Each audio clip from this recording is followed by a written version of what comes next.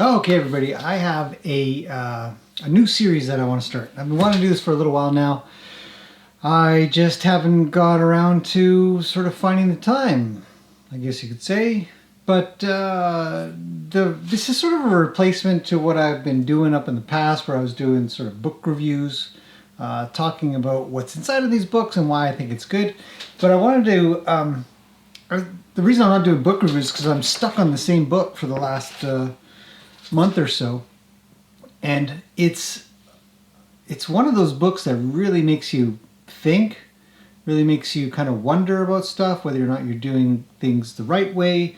If you are doing things the right way, sometimes it confirms that, or sort of makes you think, yeah, okay, I think I could change, or maybe something's not quite right in here. But that's what this book is really about for me.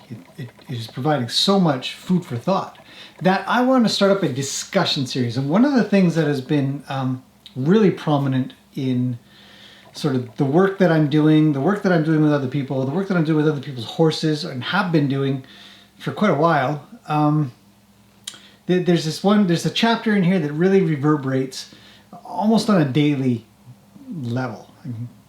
Even today I had another conversation about this topic.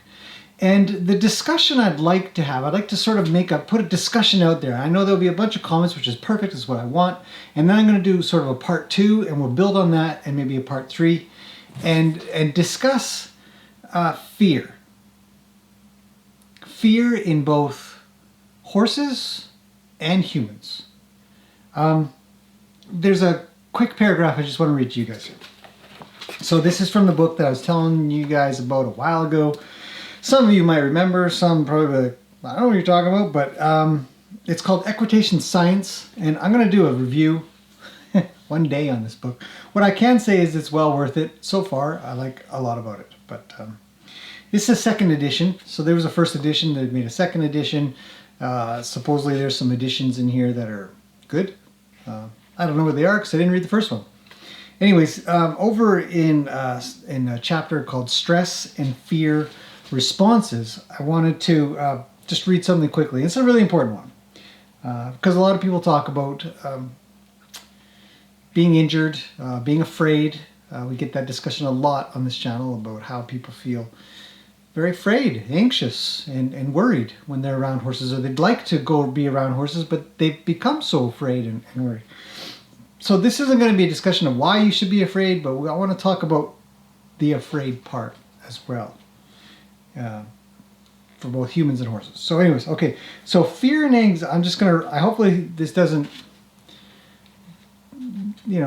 cause a problem with copyright. I really just want to use this for discussion and teaching purposes. So we'll see how it goes. Fear and anxiety places the animal in a state of stress. Okay.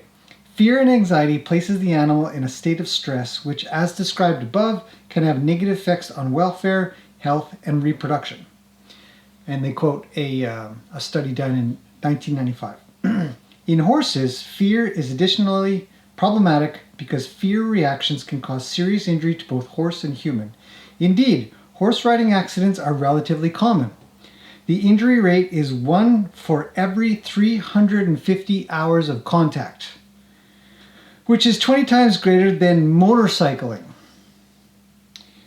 Surveys have shown that a major part of horse-human accidents occurs when the rider falls off the horse, and many accidents are caused by unexpected fear reactions.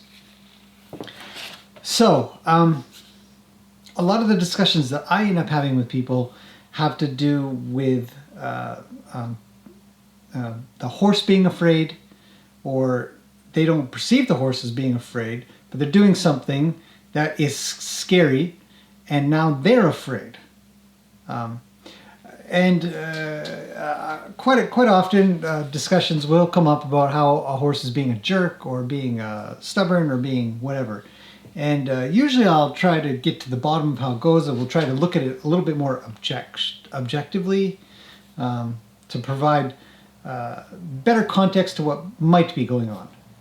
Again, you're still going to make an opinion. But for the most part, it comes out to that horses get afraid a lot.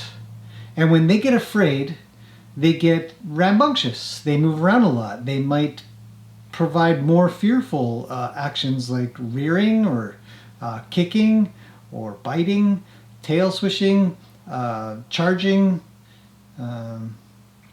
pawing. You know, there's many very much more dangerous things than just skittering around you and stuff, and being uncomfortable because they're so big and we're so small.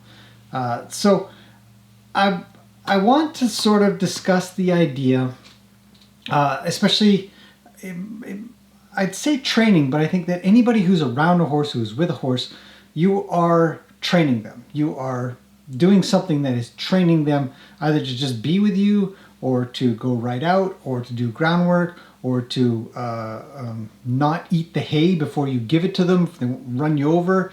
Everything that you do with them, you are training them. And within that, there is going to be times when you're going to feel afraid, and you're going to give off a burst of energy that will theoretically cause them to be afraid. And if they are afraid and in a state of fear, do they panic? Do they, what do they do? Then it's a back and forth observation, human and horse, figuring out what the heck the other is going to do. And, you go up and up and up and up sometimes. And especially in training, like true training, proper training, when you're out either riding or doing groundwork, and you're trying to get past some kind of problem, some kind of fear, some, acclimation to something. And a lot of the material in here covers a lot of riding, obviously. One of the things that many horses have a problem with, is jumping, going out to jump. And they talk about how some horses actually don't jump properly. Or they actually say it's common that they're not jumping properly, they're jumping more of a fear-based jump. And it's hard to explain without going into more and more detail, but the discussion would revolve around the idea of how do we go, or how as a collective, how do we go from teaching horses and humans with horses to where there isn't sort of a fear response sort of bringing things up, to maybe, one of you is going to be afraid first.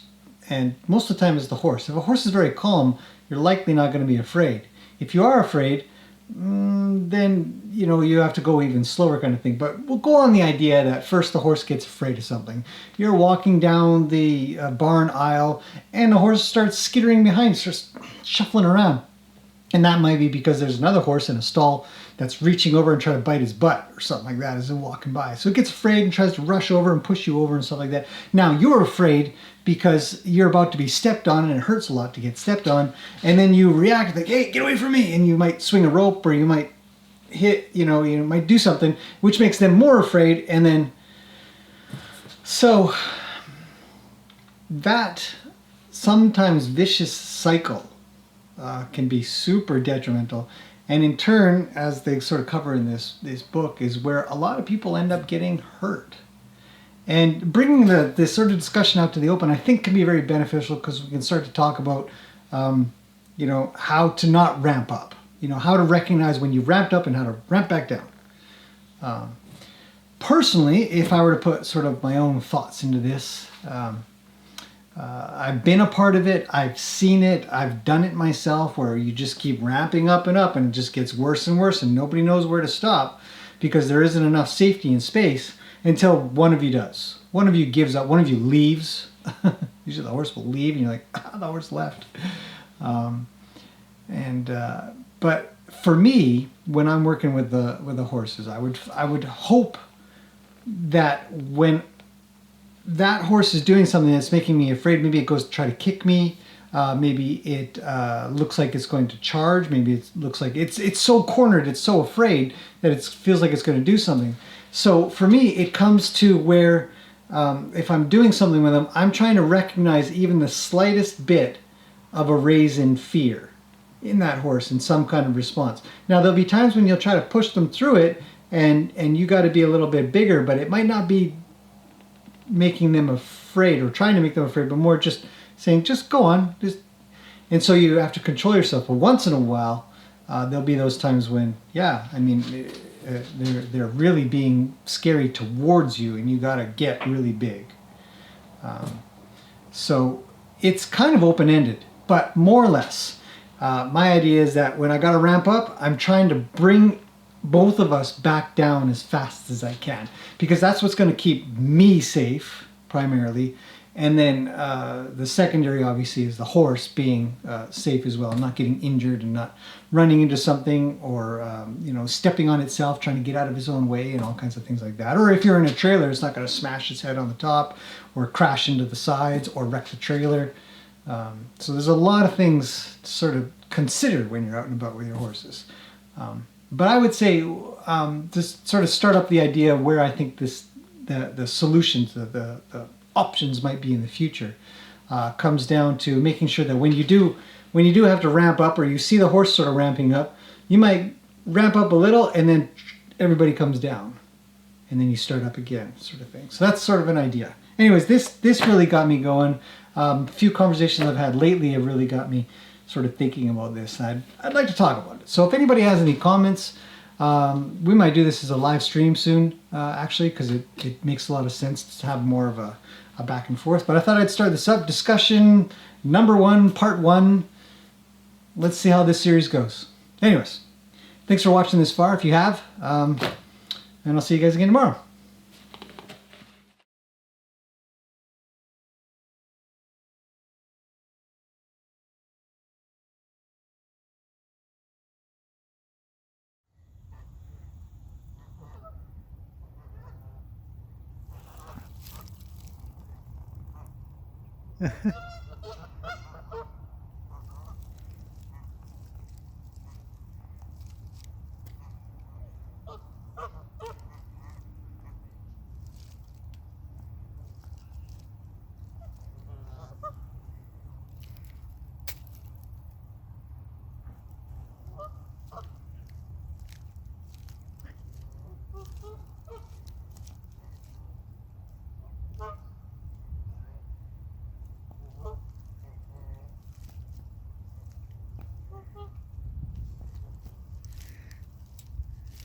That is so cute.